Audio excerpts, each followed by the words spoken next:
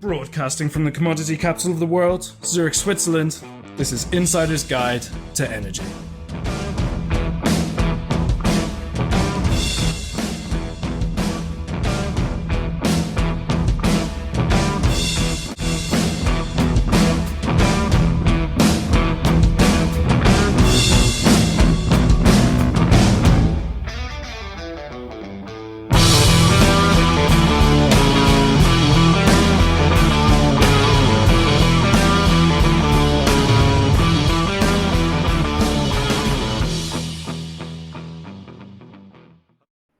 Welcome to Insider's Guide to Energy. I'm your host, Chris Sass, and with me is Jeff McAulay, my co-host. Jeff, what are we going to be talking about today? Chris, I'm really excited for this conversation because I think it's an intersection of some of our favorite areas of energy, cybersecurity, and rural electric co-ops, of all things. Yeah, I am a cybersecurity guy from the past and past lives. I did security for a living, so I'm excited to have a security episode. Always love those. And rural cooperatives, a lot of folks get their energy from there. So I think this is going to be a great topic. So rather than you and I go back and forth, let's bring Shaun Chaney to the program. Shaun, welcome to Insider's Guide to Energy. Thank you, Chris. Thank you, Jeff. Great opportunity. Thanks for allowing me to be on. So I guess starting out, what is cybersecurity in a rural co-op? What does this mean? Well, the co-ops are the little guys by definition, right? They're not the big G&Ts with the large budgets to, implement cybersecurity programs.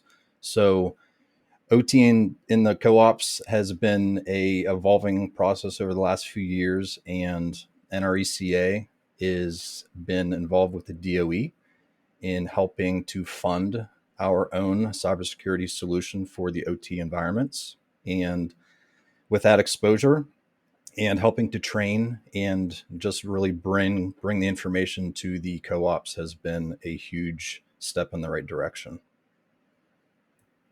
This is great. So, Shaun, really excited to dive deep into the weeds here. And right away, we just want to get some clarification on the language up front.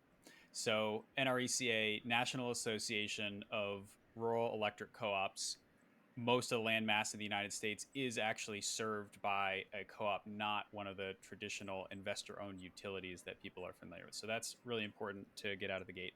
And then you mentioned generation and transmission co-ops, or G&Ts. So definitely want you to come back to that versus the alternative. And then what we're going to spend a lot of time today talking about is OT. This is operational technology as distinguished from IT, information technology, which I'm a newbie in this space, so I'm looking forward to learning a lot more of what's in that OT bucket. But maybe just go back to the G&T, generation transmission versus other co-ops. Help us with a little bit of the language and differentiation there. Yeah, so the G&Ts, like you said, Jeff, generation and transmission, those are the big hitters with, these are the power plants that you see as you're driving, through the countryside with the, the cooling towers and the stacks, and those are the ones generating, obviously, the power to be used and sent to these substations. Now, the co-ops are typically not generating. All they're doing is distributing the energy that they're receiving from the G&T to their members.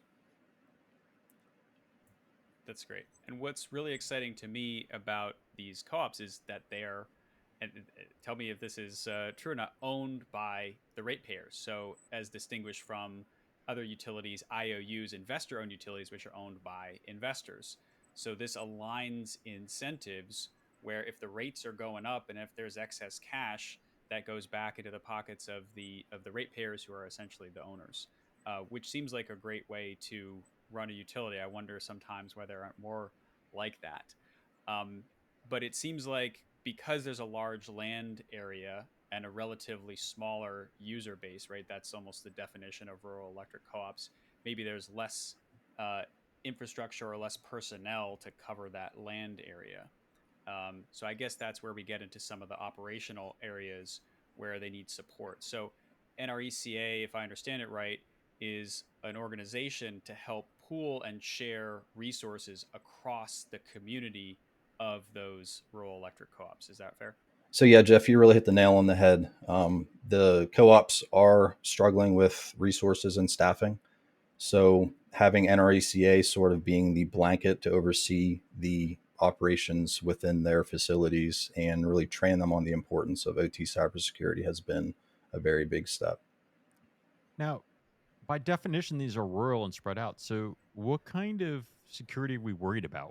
What kind of damage or risk is there? Because by definition, it doesn't sound like, it's not like Manhattan's going dark tomorrow. It's kind of rural and small. So, what's the need and what's the real risk? I think the biggest risk with rural facilities is the requirement for remote access. It's not efficient to send out a team or whomever to these really remote locations to do maintenance and configuration updates and patching and things like that. So I think the requirement for remote access has really introduced a cyber vulnerability with a lot of these remote locations. And so, most of then you're saying the work is done remotely. And so the security is more than the physical then. You're actually worried about someone not allowing access to a substation or some remote facility. Is that what we're hardening and protecting here?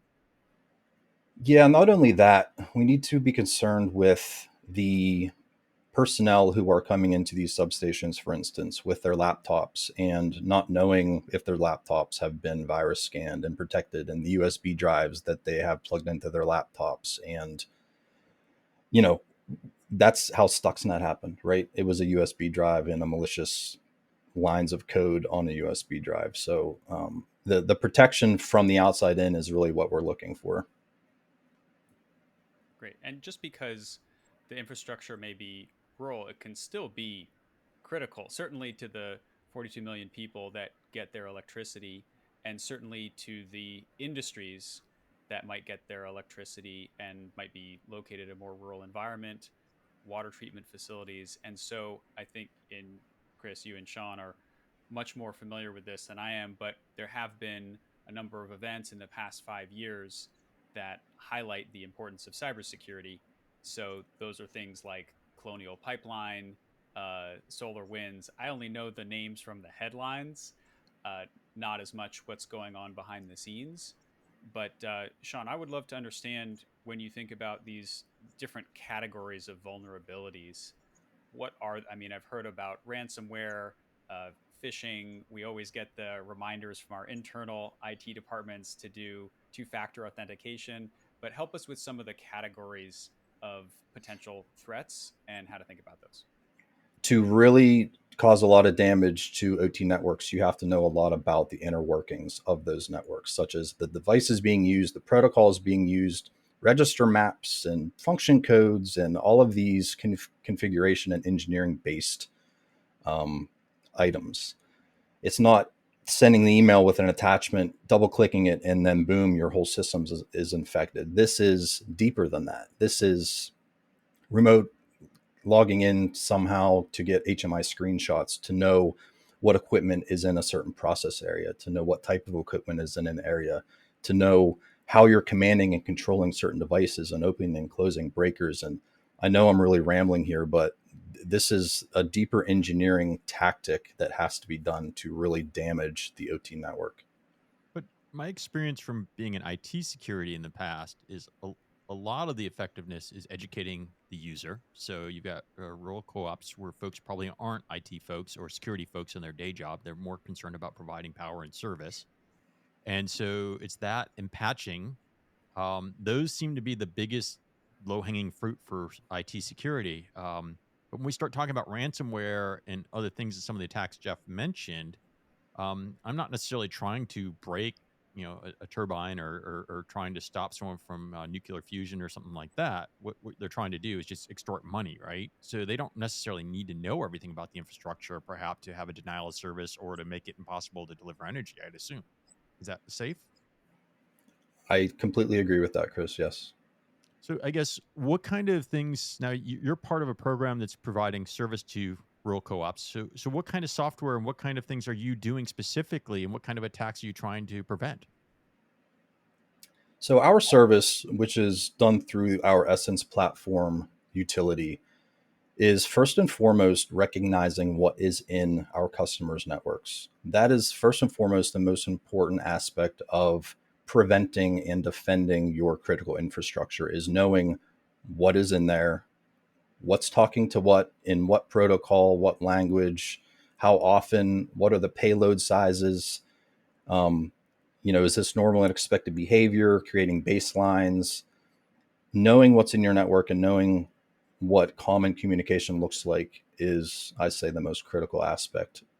The second step would be alerting the user around unexpected behavior, whether it's a transversal between your IT and OT network, an SMB lateral movement, or a configuration change on a DNP3 device.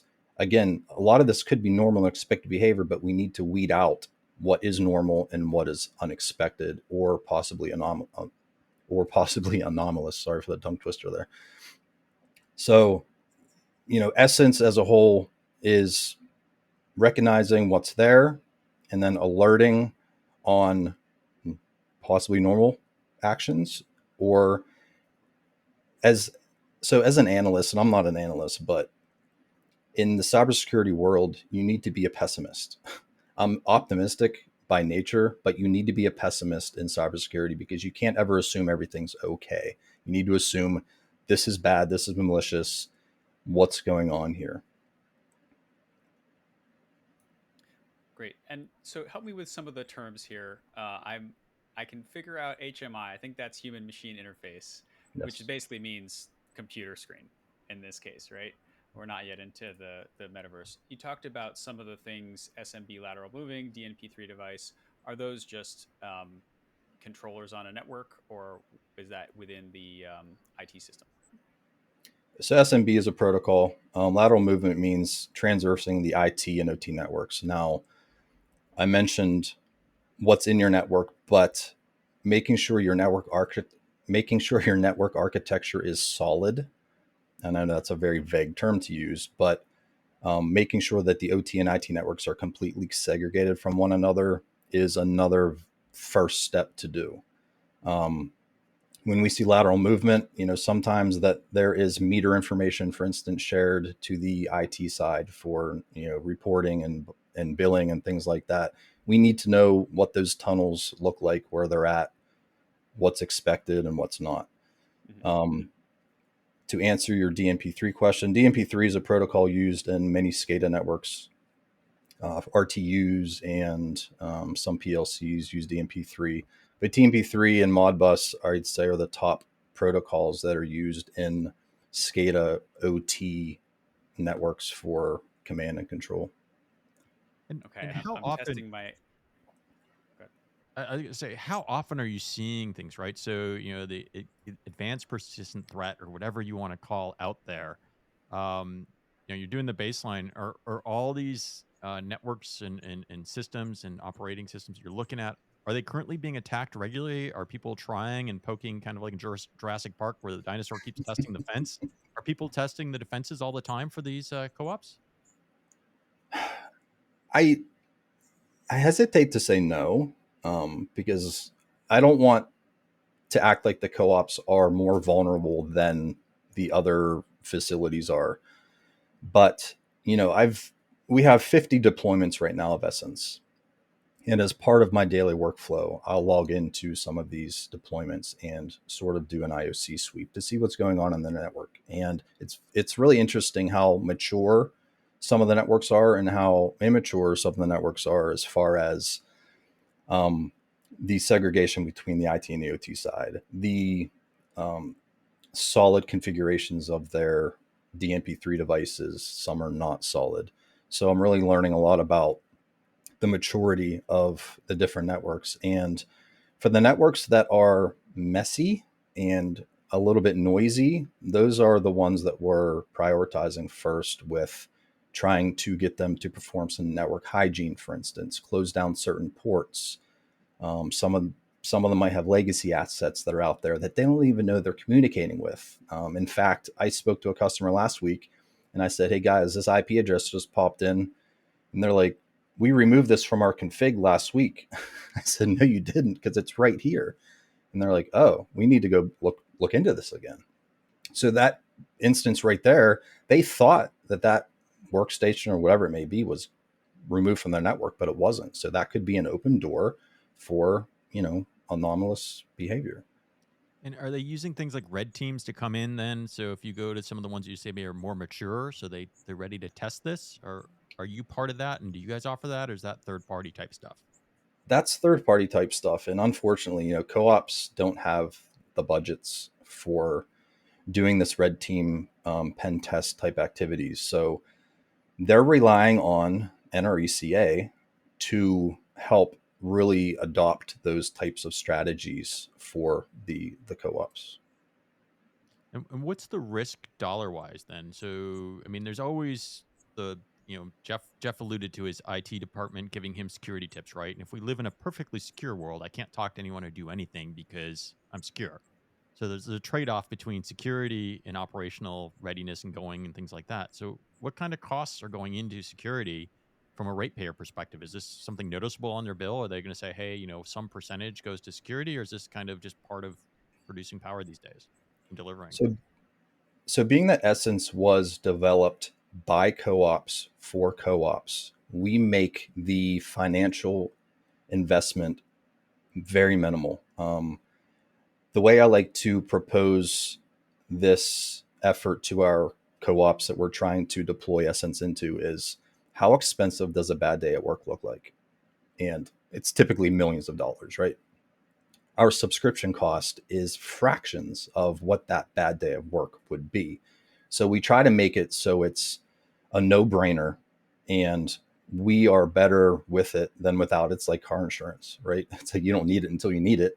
So it's, again, we make it very, very affordable, and we are very competitive with some of the other third-party vendors. And Shaun, you mentioned that this was a priority as well for the Department of Energy. So this is not just something that is homegrown for, as you said, by co-ops, for co-ops.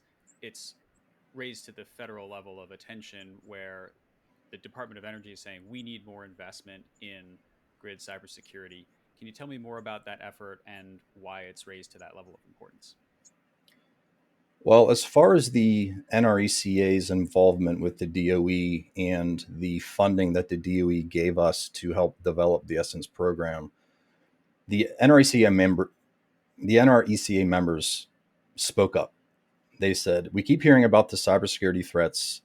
We don't know anything about it. We don't know what we need to protect ourselves against it. NRECA, please help us. And, you hear that enough and you start to do something about it. So we went to the DOE and, they gave us a grant to help develop this program, which has come a very long way over the past 6 or 7 years. That's great to hear.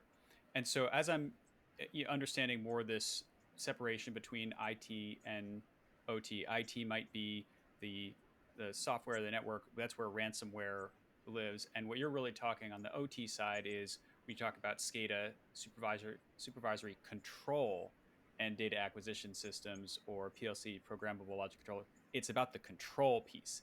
It's about not letting the network vulnerability leak over into control of the system, which means changing set points on power plants, turning breakers at substations where you can actually lead to power outages.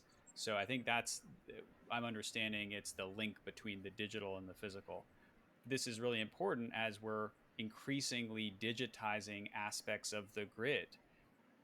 We're looking at interconnection, or we want to have smart devices on the edge of the network. The more control we want to have in those edge devices, the more security it requires of the network and utility administrators. So that's how I'm making the connections here. And this seems like a super important foundational layer to allow more participating devices on the network. Would you agree with that? Yeah, Jeff, that's a really good summary of the whole picture around OT security. We've been pretty lucky, and I hate to say that, but we've been lucky that none of the OT cyber attacks over the last 12, 15 years have caused injury, deaths, any major equipment damage or anything catastrophic. I think a lot of the OT attacks have been, I don't want to say more pranks than anything, but I think it's more to get attention, say, hey, we're out here. This is what we're capable of. But that time is coming where we are going to experience a catastrophic OT cybersecurity attack. Stuxnet could have been catastrophic, but I think the hackers were sort of more playing games than anything else. They could have shut down the centrifuges instead of cause them to prematurely wear out, or shut one offline where there's 100 more in the cascade to pick up on that. They could have done a lot of damage. And that's what keeps me up at night is, if an intelligent hacker comes in and changes a alarm set point on a pump or a tank or closes a breaker, things like that can cause damage. It's not so much financial for me as far as what scares me. It's the physical and emotional damage that can be done. I guess what comes to mind when you're speaking and you're talking about centrifuges and things like that, that's the nation state perhaps doing something, right? As opposed to, the image people have of a bunch of kids sitting drinking, Bolt or some sort of crazy drink and spending all night hacking, right? Right. So, the one thing that comes to mind with DOE involvement is kind of nation state. Is there hardware and things that are not acceptable that you're finding that's in these environments that maybe is produced by a country that we don't necessarily want in our energy system? Is that something that's part of what you're looking at, or is it purely the communication? Like, is there embedded things in potentially hardware coming from another country? I think it's both, Chris. We hope that let me back up. A lot of these facilities were built in the 70s and 80s and have very old equipment. Has that equipment been upgraded? Has it been patched? Probably not. This was the analog age when this stuff was first installed. There's very few smart transmitters at some of these facilities. And, that does impose another risk. As far as, you mentioned, are we getting equipment from, um, adversarial countries? That goes into the supply chain issue that we've seen in the past. I know Trump administered some agreement as far as the countries that we are no longer allowed to accept hardware from for critical infrastructure and facilities. But I guess we don't know, right? And that's part of why we have products like Essence, is to find out what the vendor is of these certain assets and find out what the vulnerabilities are. Is there a certain firmware version that is vulnerable per a NIST CVE that has been published? That's part of what the Essence product does. Shaun, are there examples you want to highlight of grid, either power, gas, or water attacks that you see as representative of the threat that's out there, and maybe lessons that you want to apply in your day-to-day or for your customers? Yeah, so some of the outliers to me, some of the highlights as far as past attacks on OT networks would be Stuxnet for one. And the code that was used in Stuxnet was reused for future attacks as well. So the intelligence, I say that loosely, was reused, which is a problem. Colonial Pipeline was a ransomware attack that started on the IT side, and then, from my knowledge, Colonial decided to shut down the pipeline out of safety. That may or may not be completely correct, but I don't really view Colonial Pipeline as an OT attack. It just affected OT after the IT attack had taken place. The Ukraine power grid shut down in 2015. That was someone that got into a workstation and was mouse clicking around and was able to close breakers and shut off, other devices and cause disruption of 200 some thousand people on Christmas Day. Now, that could have been a lot worse.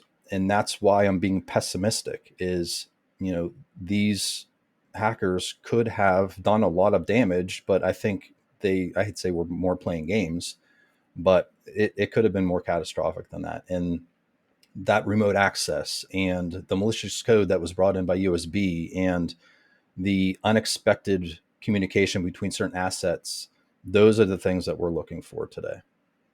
So I guess the way I look at this, I've been to a number of hacker conferences over the years, and when you're doing cybersecurity, you have to think like your opponent. You have to try to think like a hacker, right? And so, you said earlier about the SCADA network, and I remember going to talks on SCADA, and all the vulnerabilities tend to get shared. There's a belief in the community that if you share it, a lot of minds work on solving the problem, and you get it forward. But I guess what I worry about in the energy industry is, can I physically do damage to a generator? Can I change an imbalance? Can I suddenly shut things down and harm infrastructure that would be hard to replace quickly, right? Or would I harm people? So what kind of attacks are people doing for that, right? You implied that you can get into it. You monitor different devices talking to each other that normally wouldn't talk to each other. Um, what kind of attacks are we really fearful of if someone had that intent, if they really wanted to shut down something long term that I can't just go out and re-trip a breaker type of thing? What does that look like? And how does that kind of build? And how do you defend against that? Well, I think one of the good things about the current state of these very critical processes is there's a lot of mechanical safety systems in place, SIS systems. So, yeah, if a hacker was to come in and change the high speed set point of a turbine, or change the high pressure set point of a gas line, there are likely SIS systems in place that would relieve the pressure, or my gosh, would relieve the pressure, or would reduce the speed um, through the governor automatically. Now, I mentioned, the co-ops are, some are more immature. Some don't have that smart equipment. Some don't have those safety instrumentation systems. So those are the areas that we want to look at first is how protected is your facility from a mechanical perspective? Because yes, a hacker can only go so far before mechanics intervene.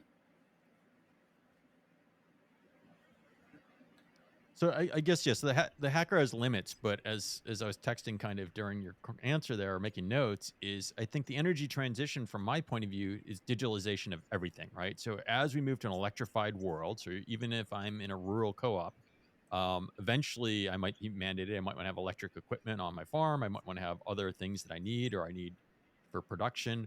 Um, so we're transitioning to more and more digital. Is that changing the game for these co-ops? So, even the older ones that may not have all the safety measures in place today, they're going to get pulled into this digital world, whether they like it or not. Because I think that's the way the world's going from where I sit and from people I talk to weekly.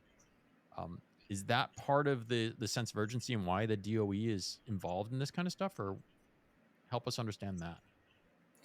Yeah, I think the expansion of the digital footprint is very, very important in what's driving this entire initiative with OT cybersecurity protection and Essence, and everything else that we're hearing about today. I think another important factor is to really drive the culture around cybersecurity as being a safety measure. You can't walk into a power plant without going through some safety training video and putting on your hard hat and your glasses and your boots and your gloves and your high vis. I think the same sort of practices need to be implemented when it comes to cybersecurity as more of a safety measure. And that goes around, making sure that your passwords for your workstations aren't reused with your password for your Venmo account. Things that seem so commonsensical, but there's a lot of housekeeping that needs to be done and a lot of education that needs to be done with these co-ops from a personnel perspective. Now, I'd have to bet if I was at a co-op or even an audience member, I'm probably starting to yawn about all this cybersecurity stuff if I'm not actually passionate about it, right? So, I think back to when the year 2000 was coming and the huge hoopla about 2000 and the world coming to an end and getting all the machines ready. And then when IT did its job, nothing happened, and people were like, it was a bunch to do about nothing. How do you get people excited? I mean, IT and security and OT security, this isn't people aren't passionate about that, right? They want to do their job. So how are you getting people engaged and not just using fear of future attacks, but getting them to actually participate and do the things you're asking about? I think, and the approach that I've been taking with a lot of these co-ops that we've been speaking to over the last couple years is you really need to put yourself in their shoes and present real you need to put yourself in their shoes and present real world situations of things that could happen to them. For instance, I will typically do a little bit of investigation before I speak to a certain co-op around cybersecurity attacks in their state, for instance, whether it's a bank or a library or the municipal building, anything like that that will really get their attention that, okay, this is hitting close to home. And I know the manager at that place or they're my neighbor. And I think that really brings the reality of the hoopla, like you said, Chris, and just all the headlines in the yawn, cybersecurity, blah, blah, blah.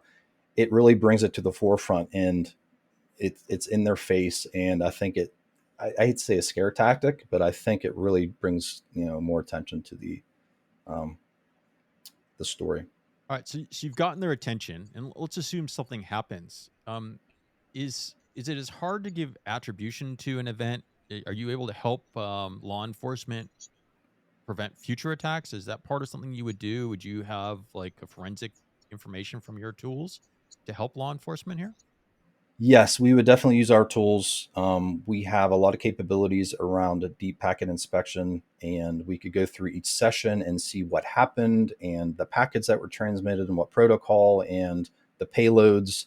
So, yes, we would be able to utilize Essence in a forensic activity, but we do not have our own forensic team or our own incident response team. That would be something that would have to be contracted out. And then you've been doing this now. You mentioned I think 50 or so co-ops using, or if I misspoke the number, I'm sorry about that.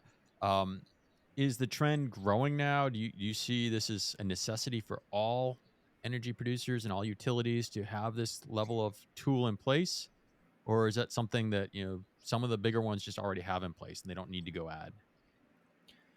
Of the 50 that were deployed at, I'd say 90% really had zero knowledge or zero discussions with any other vendors around OT cybersecurity protection. So it was something that was brought to them and was like, oh, what's this? Tell us about it. Let's install it and see what it's all about. We do have a few that do have certain solutions in place on the IT side, because that's really what the glamorous, cybersecurity um, blanket is on the IT side. But very few have any OT solutions in place, or do they even know that they need them? So it's our job with NRECA to explain why they need it and how we can help them. Now, are there grants or other DOE funding or security funding that they can go for so that they can get this implemented? Yes, there are grants that they can go after. I don't have the correct terminology as far as the process and procedure to get those grants, but yes, there are grants available through the DOE. And then if I'm one of these rural co-ops and I haven't gotten there yet, maybe you've sparked my interest by hearing this interview. What is the time frame from zero to understanding my environment? Oh, that differs really between each environment, really, is, how I keep using the word mature. How mature is my network? How was it architected? How much asset inventory have you already done? What do you already know? It's not a it's not a cookie cutter answer for each of these customers. We really need to learn what their use cases are, and each of their use cases are primarily different. Some have the same overall missions, is, you know, to stay protected, of course, but we really need to know each one individually to see how far they've come and where they need to go and how much work it's going to take to get from point A to point B. Shaun, this is really eye-opening, and I appreciate the framing on safety. I'll just say from my interactions with utility professionals, there is a strong culture of safety to the extent that in the beginning of meetings, there will literally be a safety moment. And so organizations that really deal with hardware, with critical infrastructure in the field, it's really a passion. It's top of mind. It's built into the culture. And so I think your framing of cybersecurity as another layer of that kind of safety culture is really important. And enabling the wave of grid transformation, digitization, Chris, that you highlighted before. So this is really helpful, and I've learned a lot in terms of IT versus OT, a bunch of new terms that I didn't understand just a day ago. So this is great. Shaun, one final question before we wrap. You've had a long journey in this space that's largely been around um, cybersecurity, and only recently in rural electric co-ops. For people who are now really excited about this space and understand the importance, can you tell us a little bit about your journey, and then any advice you would have for people who are listening who want to get more engaged in this space? Yeah, sure, Jeff. It's actually funny because my career in the OT space didn't start with cybersecurity. I worked at a very large DCS vendor for 20 years. And in those 20 years, I learned a lot about OT, what the SCADA systems are, what is in them, how they communicate with each other, operator interfaces and alarm management. And, you know, I went to bed with ISA 18.2 and 101.01 for about 6 years. I lived and breathed it. So I know from an OT's perspective what goes on behind the scenes. So I was always on the inside looking out. And now I'm on the outside looking in. So it's a completely different perspective. And I have to really reframe how I think things. And I, like you said, Chris, earlier, to be a good hacker, you have to, to be a good protector, you have to think like a hacker. And I think with my OT background, I'm able to think like a hacker as far as what's vulnerable within a power plant, for instance, or a substation now. Well, I've enjoyed the conversation. The challenge when you get down in the weeds a bit is the leadership paying attention. I guess, extracting this out to the highest level. What I've heard you say, Shaun, I just want to make sure I understood, is not everybody's prepared as they should be. Understanding the infrastructure will help them kind of secure it better. And if you're a small rural cooperative and don't have the resources, your job, Shaun, is to help those smaller resources scale and offer a solution to do it from within the industry. Is that a say synopsis of what the leadership should be listening to? Yeah, Chris. And actually, what we've been doing recently is we've been taking Essence to a lot of the NRECA regional conferences, where the board members and the CEOs and the CIOs are coming, and we're exposing that leadership to what Essence is and what OT cybersecurity is all about. And, hopefully in the near future, we can start presenting at these conferences to really bring that to the forefront. Great. Well, Shaun, this has been a real pleasure today. Really appreciate the time. I know our guests are going to be thrilled to learn more about this new and important space. So really appreciate that. Thank you, Chris. Thank you, Jeff. It was an honor to be here, and I appreciate the opportunity. For our audience, we hope you've learned something about cybersecurity and OT security today. If you've enjoyed the episode, please subscribe, follow us, put comments in the YouTube, put comments on LinkedIn. We will get answers back to you, and we look forward to speaking to you again next time on Insider's Guide to Energy. Bye-bye.